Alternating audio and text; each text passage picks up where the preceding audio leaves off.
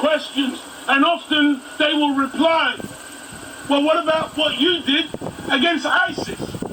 What about what you did in Iraq? What about what you did in Libya? And they will hit back at their Caucasian questioners as if to say, you are hypocrites because we're only doing what you did. We're only following your example. And the reporters, they know it's true. They know that Israel is an outpost of America and Britain. They know that Israel was planted in the Middle East to keep the Middle East under Western domination and Western control. That is the purpose of Israel in that region. Israel is not a Jewish state. It is not a Jewish state. According to Mr. Balfour, when he wrote to Mr. Rothschild, he didn't say they were going to set up a Jewish state. He was writing to set up a Zionist entity. And Zionism and Judaism are two completely different things. And in many aspects of history, they were at odds. And there are many Jews today who reject this idea of Israel or Greater Israel, who reject the idea of what has been done and what is being done to the Palestinians. But the mainstream media is not going to tell you that there are many in the Jewish faith who reject this idea that this is a Jewish homeland, when in reality it is like a military aircraft carrier in that place. It is a place that is militarized for continuous warfare. It is a place that is armed to the teeth by the Western powers, and that's why, even though they speak mealy-mouthed words and they make false declarations of condemnation or feeling sympathy for the Palestinians, at the same time, when they say, eventually they got to the point where they say, oh, there needs to be a ceasefire. We're working very hard to bring about a ceasefire. But in the meantime, here is 23 more billion worth of weapons. So you can continue to slaughter men, women, and children. I want you to imagine, I've lived in this country for well over 50 years. And I've seen from time to time in this country, they accidentally, during a building project, they unearth a World War II bomb, unexploded.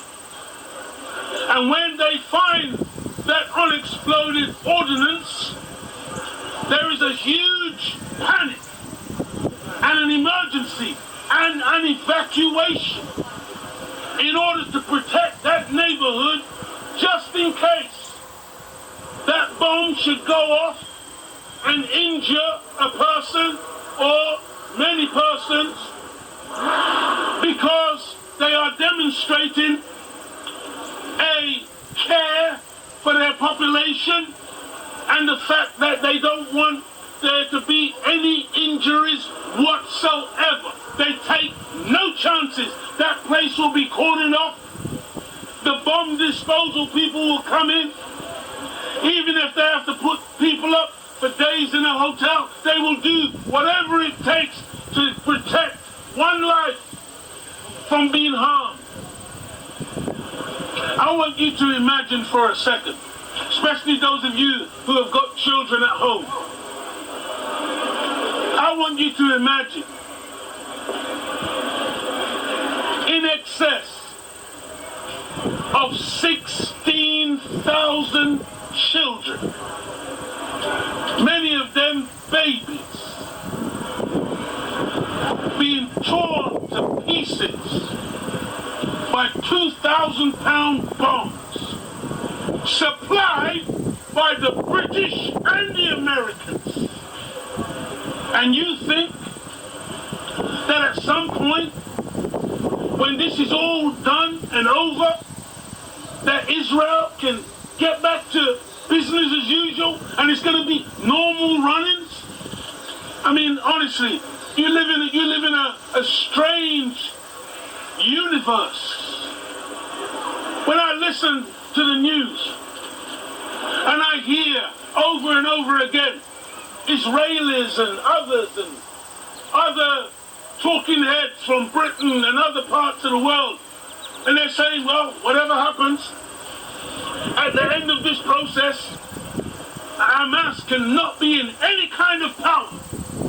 Hamas must go because they're so barbaric, they're so medieval, they're so wicked, they're so evil. There's no way that they must ever be in any authority over Palestinians in that region. And I think to myself, wow, okay, so what are you saying about Netanyahu? What are you saying about a so-called government that has now murdered in excess of 40,000 innocent men, women, and children? According to the popular medical magazine in this country, Lancet, they estimate that the death toll could be as high as 186,000. Not to count those who are buried under rubble. I mean, it's really something. And as I listen to these talking heads, what comes to mind is that I'm not hearing anything new. It's just the standard stuff that Europeans do all around the world. You know what it's called? It's called regime change. When it was Yasser Arafat, you didn't like him. Arafat had to go. And eventually the Israelis penned him in his compound and poisoned him and caused him to die. Eventually, when they knew he was going to die, they let him go to a hospital in Europe and died. It doesn't matter who it is in power, they can't find anybody on the other side that they can deal with. It's got nothing to do with anyone on the other side, but it's got everything to do with the mentality of white supremacy, European supremacy.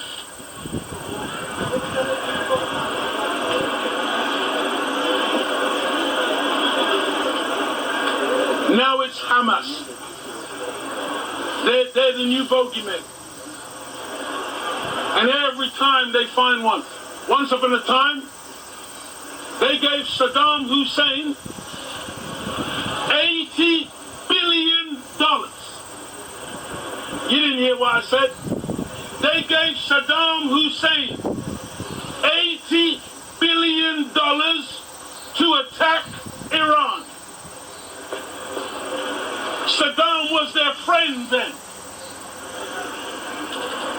They gave Saddam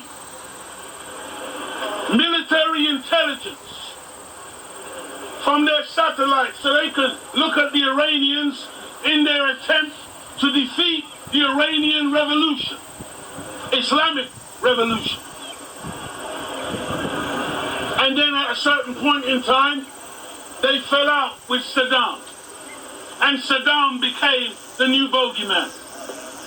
And then it was regime change for Iraq. And if you remember, at that time, what did they say? Our argument is not with the Iraqi people. Our argument is with Saddam. But who did they kill? Over 1 million Iraqis. See, these are liars. These are deceivers. These are wicked demons. Then the next bogeyman was Muammar Gaddafi of Libya. I want you to imagine some foreign nation sending missiles into the UK and killing the Prime Minister's son or daughter. How do you think this country would react?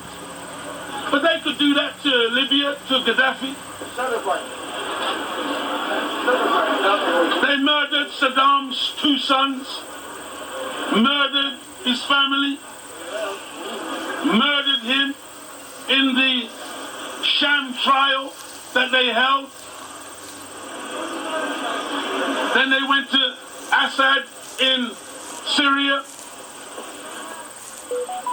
They haven't managed to get Assad yet, but they're still trying. They occupy parts of Syria, stealing the oil right now as we speak.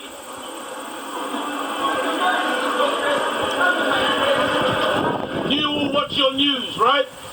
And on the news, they're telling you about this bogeyman and that bogeyman, and you know, Vladimir Putin. He's the reincarnation of Adolf Hitler, and Kim Jong-un. He's such a wicked, crazy person. Oh my God, they mustn't have nuclear weapons because who knows what they'll do. But guess what? Who's the only one who's ever used a nuclear weapon? Wasn't anybody who looked like me. Wasn't any brown man. Wasn't any yellow man. My recollection was that it was America.